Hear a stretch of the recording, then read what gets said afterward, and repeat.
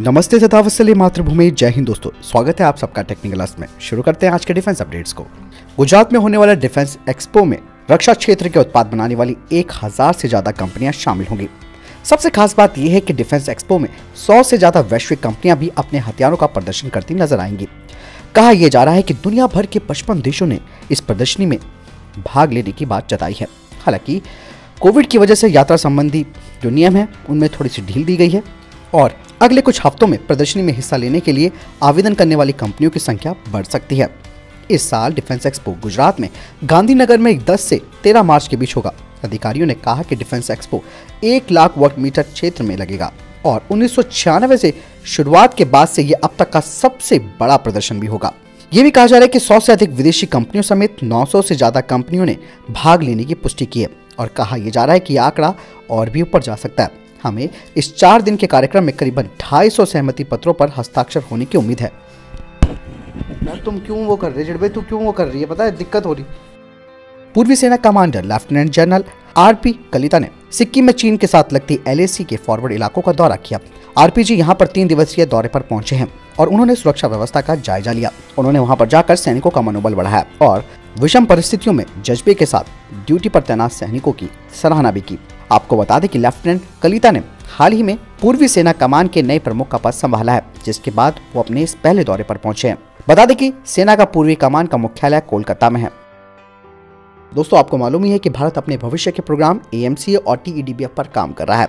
ऐसे में parrot and Whitney ने भारत को एक और ऑफर किया। हाल ही में पैरेट एंड विटनी के प्रेसिडेंट ने कहा कि उनकी कंपनी का F119 इंजन और F135 इंजन, जो कि 5वीं पीढ़ी के इंजन है, उन्हें अमेरिका के F-22 और F-35 फाइटर जेट्स में लगाया गया है। पैरेट एंड विटनी ने कहा कि उन्होंने भारत को अपने नेक्स्ट जनरेशन प्रपोजन इंजन टेक्नोलॉजी का ऑफर दिया है और वे भारत के साथ इसके लिए बातचीत कर रहे हैं। आपको बता दें कि पैरेट एंड विटनी का PW127G इंजन इंडियन एयरफोर्स के 56 C295 एयरक्राफ्ट को पावर भी देगा। पैरेट एंड विटनी ने भारत को यह भी ऑफर किया है कि वे अपना F1 PW229 इंजन भारत को दे सकते हैं, जिसे कि F-15EX में लगाया गया है। आपको बता दें कि F-15EX भारतीय वायुसेना के 114 MRFA टेंडर के तहत उसमें शामिल है। हालांकि हम अमेरिका के इंजन निर्माताओं पर भरोसा नहीं कर सकते हैं, क्योंकि वो किसी न किसी तरीके का डर भारत को दिखाता रहेगा, खासकर की प्रतिबंधों का। दूसरा, parrot and Whitney arrow engine की तकनीक भारत के साथ साझा भी नहीं करेगा। इससे अच्छा भारत को रॉल्स रॉयस के साथ समझौते के लिए जाना चाहिए और भारत खुद भी रॉल्स रॉयस के साथ आगे बढ़ने के लिए उत्सुक भी है, जो कि एक जॉइंट वेंचर के रूप में इंजन को डेवलप करेंगे। दोस्तों, रॉयल मलेशियन एयरफोर्स के टेंडर में HAL और टर्किश एरोस्पेस इंडस्ट्री इस वक्त 2 ही ऐसी कंपनियां बची हैं जो कि इस टेंडर के हिसाब से लॉजिस्टिक और टेक्निकल पैरामीटर्स को पूरा करती हैं। वहीं आपको बता दें कि टर्की का हर जेट 2023 में अपनी पहली उड़ान भरेगा और 2027 से टर्की इसकी डिलीवरी करना शुरू करेगा अगर वो इस कॉन्ट्रैक्ट को जीत जाता है।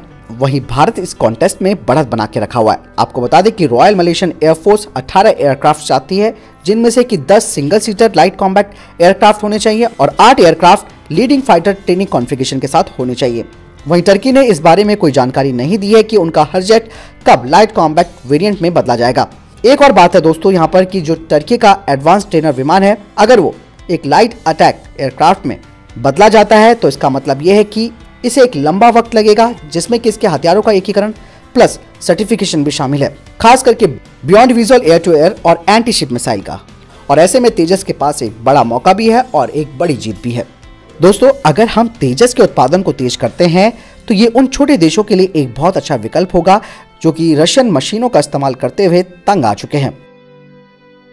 भारत ने एक बार फिर से एक एक्सपेरिमेंटल फ्लाइट व्हीकल के लिए नोटम जारी किया है 26 से 27 फरवरी के बीच और इसका डेजिग्नेटेड एरिया है 170 किलोमीटर का। कहा यह जा रहा है कि इस दौरान Astra mark 2 air to air missile का परीक्षण किया जा सकता है Su-30 फाइटर जेट से, यानी कि अस्त्रा मार्क 2 पर काम हो चुका है और हो सकता है उसका टेस्ट होगा। आपको बता दें कि अस्त्रा Mk2 मिट्योर मिसाइल की तरह लड़ाकू जेट को निशाना बनाने वाली मिसाइल है और ये धीमी गति से उड़ान वाले लक्ष्य जैसे कि अवाक्स और एक एयर रिफ्यूलर के खिलाफ उपयोगी साबित होगी।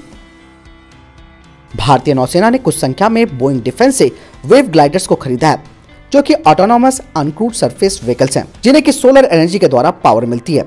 वेव ग्लाइडर को व्यक्तिगत और फ्लीट के रूप में ऑपरेट किया जा सकता है।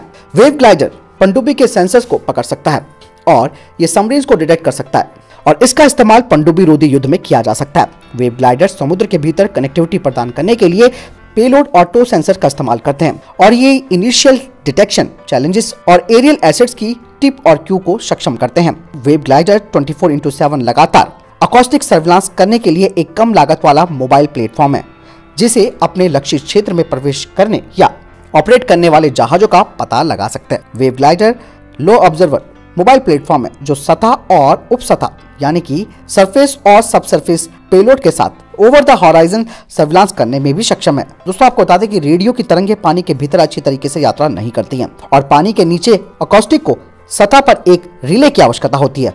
वेव ग्लाइडर समुद्र तल को समुद्र में लगभग कहीं भी अंतरिक्ष से जोड़ने के लिए एक आवश्यक कनेक्टिविटी भी प्रदान करते हैं।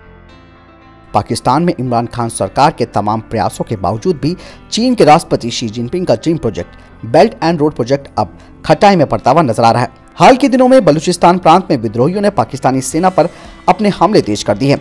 चीनी निवेश को यहाँ पर निशाना बनाया जा रहा है। चीन का बेल्ट एंड रोड के तहत चाइना पाकिस्तान आर्थिक कॉरिडोर भी बन रहा है और इसमें करीबन $60 अरब का निवेश किया जा रहा है और बलूच हमलों ने इनकी टेंशन बढ़ा दी है। चीन ने 2015 में सीपेक परियोजना को शुरू करने का ऐलान भी किया था। चीन अपने शिनजियांग प्रांत से पाकिस्तान के ग्वादर तक रेल और रोड बना रहा है। चीन ने बलूचिस्तान में कई प्रोजेक्ट्स भी बनाए हैं और बलूच लोगों का कहना है कि पाकिस्तानी सरकार स्थानीय संसाधनों का दोहन करके चीन के प्रभाव को बढ़ाने का काम कर रही है और इसे वो कभी सहेंगे नहीं। हाल ही में बलूचों ने पाकिस्तानी सेना पर सबसे भीषण हमला किया था। करीब 4 दिनों तक चले इस हमले में पाकिस्तानी सेना के कई जवानों की मौत हो गई। हालांकि बलूचों का दावा है कि मरने की तादाद बहुत ज्यादा है और पाकिस्तानी सरकार इसे कम बता रही है। वहीं विशेषज्ञों का कहना है कि पाकिस्तान में खराब होते सुरक्षा हालात चीन के प्रोजेक्ट को जटिल बना सकते हैं।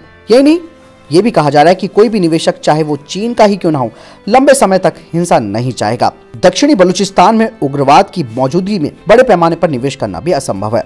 वहीं बलूच लोग चीन के विकास की महत्वाकांक्षा को नुकसान पहुंचा रहे हैं। तो दोस्तों, ये थे अभी तक के टॉप डिफेंस और स्पेस अपडेट। वीडियो के संबंध में कोई प्रश्न, जवाब, आपको कोई सवाल है, कमेंट सेक्शन में लिखकर जरूर पूछ सकते हैं। मिलता हूं नई वीडियो के साथ। चैनल जरूर सब्सक्राइब कीजिएगा। जय हिंद, वंदे मातरम।